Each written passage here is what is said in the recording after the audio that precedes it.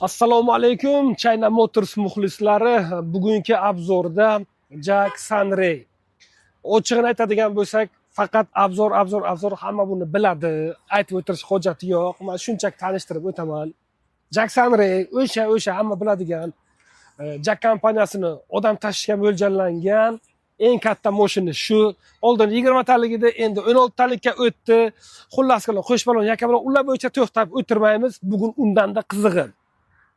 Bizdan hamma so'rardi, qachon sizlarda rassrochka ochiladi. Jack M3 ga qachon narxi arzon bo'ladi dersizlar. Jack M3 narxini arzon qildik. 5% hozir 100% to'lasangiz, yoki avtokredit qilib bersangiz ham farqi yo'q. 5% chegirmasi ustida turibdi. Endi Jack Sunrayga qachon arzon qilasizlar deb telefon qilaverishdi. Oxir oqibat bunga ham где-то $1600 skidkasi ustida turibdi. Undan keyin so'rashni boshlashdi. Buni mashinani qachon rassrochka qilib berasizlar? Qachon rassrochka? Endi bunga rassrochka ham bor. Rassrochkani qo'ldan boy bermaslik uchun pastda nomerlar bo'ladi. Hozir mashina ichiga o'tamiz. Birma-bir qanaqangi hisob-kitob bo'ladi, nima bo'ladi, hammasini tushuntirib beramiz. Ketdik. Tak, bu mashinamiz restyling desa ham bo'ladi. Nima restyling? O'rindiqlar olingan, o'rindiqlar kamaytirilgan. O'sha endi to'lovga qaytamiz, gapni anaqa qilib o'tirmaymiz. Mashinani bugunga agar 100% to'lov qiladigan bo'lsangiz, mashinaning hozirgi narxi 377 million 55 ming so'm. Agarki rassrochkaga olaman desangiz, uni narxi avvalgi narxiga qaytadi, 397 millionlikka qaytadi.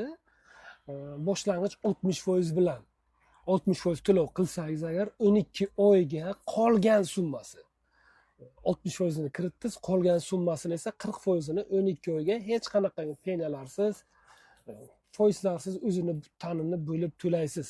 Bu nimaga yaxshi deyishingiz mumkin. Bu aynan liniyalarda kimlar harakatlanayotgan bo'lsa, shu kunlarda misol uchun keyingi paytlarda tenderga qatnashaman deb yurgan yoki yangi liniyaga mashina qo'yaman degan xullas kalon tadbirkorlar uchun yoki bo'lmasa hozir paytda ommalashib ketayotgan nima ichki turizm bo'yicha kimdadir boshlang'ich to'lovi bor, lekin hammasini olishga, misol uchun avtokredit qilishni xohlamaydi. O'sha paytda bu siz uchun aynan zo'r tanlov.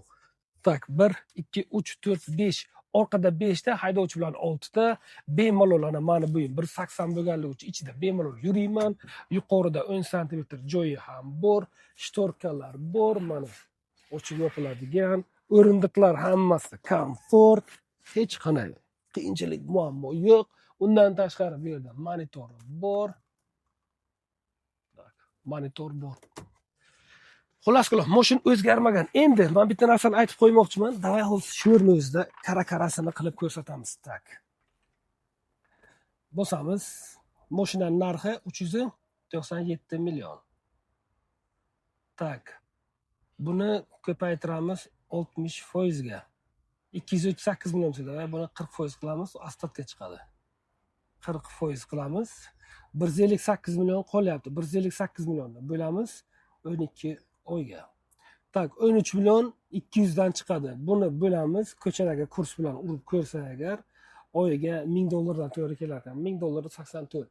Hozir siz aytishingiz mumkinki, bu $1000 oyga qimmat deyishingiz mumkin. Agar sizda shunaqangi shubha kelib qoladigan bo'lsa, meni maslahatim, balkim siz tanishingizda bordir, bir jakchilari bilan shu aynan Sunray boshqarib yurganlar bilan bir maslahat solib ko'ring. Yoki bo'lmasa ichki turizm bilan kim shug'ullanayotgan bo'lsa, o'sha bilan bir maslahat olib so'rib, maslahat solib ko'ring. Qani u nima deydi? Bir oyda $1000 topib bo'ladimi, yo'qmi? Men ochig'ini aytaman, bir oyda bu mashinadan $1000 emas, bemalol 2x topib bo'ladi. $2000 gacha bemalol topsa bo'ladi. Mashinani agar zapchast bo'yicha muammosi yo'q. Qarochi, jaklarda xudoga shukr shu paytgacha bizdan sotib olgan, xarid qilgan mijozlarimiz bilan muammo bo'lgani yo'q. Tanlov o'zingizda qoladi azizlar. Bunday imkonni qo'ldan boy bermang. China Motorsda qoling, China Motors xalq tanlovi.